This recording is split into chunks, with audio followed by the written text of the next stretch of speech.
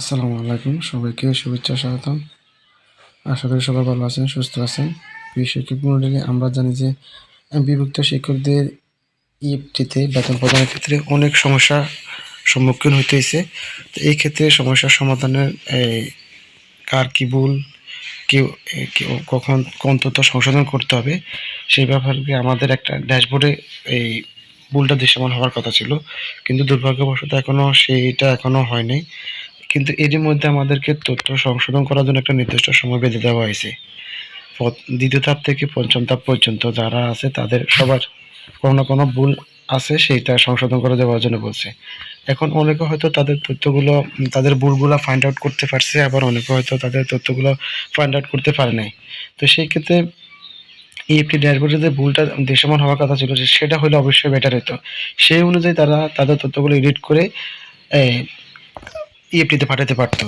এবং তথ্য সংশোধন করার ব্যাপারে আমাদের হচ্ছে ব্যাংক তথ্য, এনআইডি তথ্য, এমপি তথ্য এগুলো সংশোধন করতে হবে। আর এই সবগুলো তথ্য সনদ অনুযায়ী, সনদে যদি কোনো ভুল না থাকে তাহলে সনদ অনুযায়ী করাটা বেটার ছিল, কারণ সনদ সংশোধনটা একটু কষ্টকর।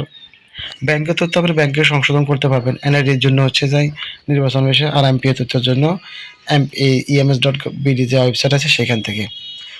তো আপনারা অনেক সময় এই যে অনেকেই কোশ্চেন করেন যে কি তথ্য সংশোধন করবো, কিসের সাথে মিল রেখে তথ্য সংশোধন করব। তো সেই ক্ষেত্রে আমি মনে করি যে আপনি আগে প্রায়োরিটি দেবেন আপনার সার্টিফিকেটটাকে, সনদটাকে। যদি সনদে যদি কোনো ভুল না থাকে তাহলে আপনি অবশ্যই সনদ অনুযায়ী তথ্যগুলো সংশোধন করে নেবেন, ঠিক আছে? এই ক্ষেত্রে ধরেন আপনার যদি এনআইডিতে সমস্যা থাকে তাহলে আপনি নির্বাচন ওয়েবসাইটে আবেদন করতে পারেন। আর হচ্ছে কি আপনার যদি এমপিওতে সমস্যা থাকে সেক্ষেত্রে আপনি এমপিওর যে ওয়েবসাইট ems.gov.bd এখান থেকে আপনি কারেকশন মিলতে গিয়ে আবেদন করতে পারেন, ইউজার আইডি এবং পাসওয়ার্ড দিয়ে লগ ইন করে। আর আপনার যদি ইএফটিতে কোনো ভুল থাকে, সেটা যদি আপনার সবগুলো ডকুমেন্টস ঠিক আছে কিন্তু ইএফটিতে যদি আপনার যদি ভুল থাকে তাহলে আপনার ইএফটিরও তথ্য সংশোধন করা বা এডিটের সময় সুযোগ দেওয়া হবে, সেই অনুযায়ী আপনারা সংশোধন করবেন। আপনারা আবার কনফিউশনে পড়ে যান যে ডটের ক্ষেত্রে। ডট কিন্তু সব জায়গায় লাগানো যায়। আপনার যদি মনে করেন আপনার সার্টিফিকেটে ডট আছে তাহলে আপনার সবগুলোতেই ডট লাগানো উচিত এমপিও শিটে। তো আমি আমার ডট অ্যাড করছি, যেমন তো আমার সার্টিফিকেটে ডট আছে, আমার এমপিও শিটে ডট আছে, শুধু এই সরি আমার এনআইডি ডট ছিল না, সার্টিফিকেটে ডট ছিল আর এমপিও শিটে ডট ছিল। তো আমার এনআইডিতে আমি এই সংশোধন করে কিছুদিন আগে, ইএফটির আগে, এই তথ্য পাঠানোর আগে আমি সংশোধন করে নিয়ে নিয়েছি। তো আমার 15 দিন আবেদন করার 15 দিন পর আমার তথ্য সংশোধন হয়ে গেছে। আপনি প্রয়োজনীয় ডকুমেন্টস দিয়ে এটা সংশোধন করে নেবেন।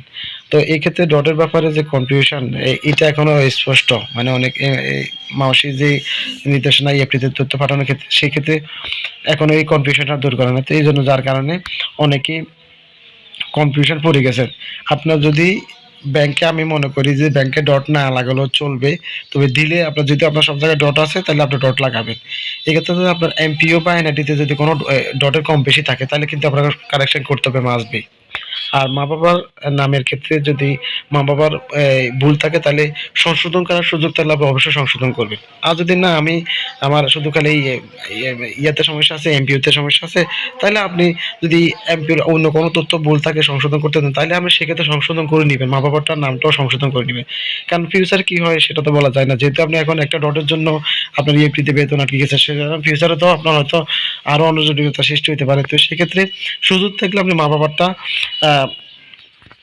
নামটা সংশোধন করে নেবেন, তবে মা বাবার নামের জন্য ইএফটিতে বেতন কোনো সমস্যা হবে না। তো ডটের ব্যাপারটা নিয়ে এই কনফিউশনটা, যেমন এখানে ডট থাকবে নাকি থাকবে না সেটা নিয়ে।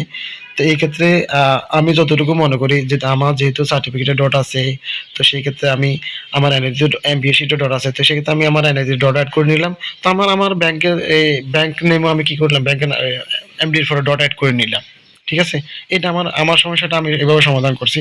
এখন আপনাদের যদি মনে করেন যে এরকম, তাহলে আপনারা সেক্ষেত্রে এই আপনাদের প্রয়োজন অনুযায়ী আপনারা কি করবেন, সংশোধন করে নেবেন। চাইলে কিন্তু ডট অ্যাড করা যায়।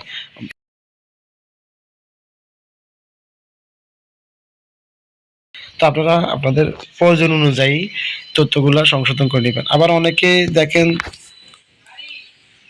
যেন দেখেন আমি একটা জাস্ট আপনাদের দেখাই। অনেকে মনে করে যে আপনি যে ইএফটির যে তথ্য সংশোধন পাঠাইছেন ওখানে কিছু যে তথ্যগুলো আপনি পাঠাইছেন সংশোধন করে পাঠাইছেন সেগুলো লাল রেড আকারে দেখাচ্ছে। অনেকে মনে করতেছে যে আমার দেখা, অনেকেই বলতেছে এটা নাকি সমস্যা। আসলে এটা সমস্যা না, আপনাদেরকে আমি দেখাচ্ছি, জাস্ট ওয়েট। এখানে এই যে আপনার এই আমার স্ক্রিনে দেখতেছেন বিদ্যমান এমপিও শিট আর সংশোধিত হালনাগাদ। তো এইখানে আমি যেখানে এইখানে এই যে প্রথম নাম যে আমার বিদ্যমান যে এমপি শিটে সেইখানে নামটা ছিল এরকম, আবার সংশোধিত তথ্য এরকম, যেহেতু দুইটা নাম একে আছে তো আমি এখানে দিলাম। আবার এখানে যে নিচে যে আরেকটা নাম দেখতেছেন সেখানে এটা এই বাংলা নামের জায়গা ছিল ইংলিশ নামটা, তো এটা সংশোধন করে আমি এখানে এই সঠিক নামটা বাংলা লিখে দিলাম।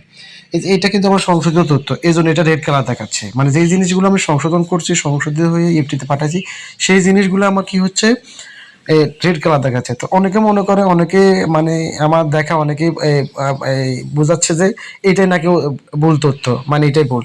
আসলে এটাই ভুল নয়, এটা আপনার হয়তো বেশিটা ছিল না, আপনি সংশোধিত তথ্য পাঠাইছেন। যদি যদি এটা আসলে ভুল না, এটা হচ্ছে আপনার সংশোধিত তথ্যগুলা। তো ঠিক আছে, ভালো থাকেন, সুস্থ থাকেন, আপনারা আপনাদের কমেন্ট করে জানাবেন।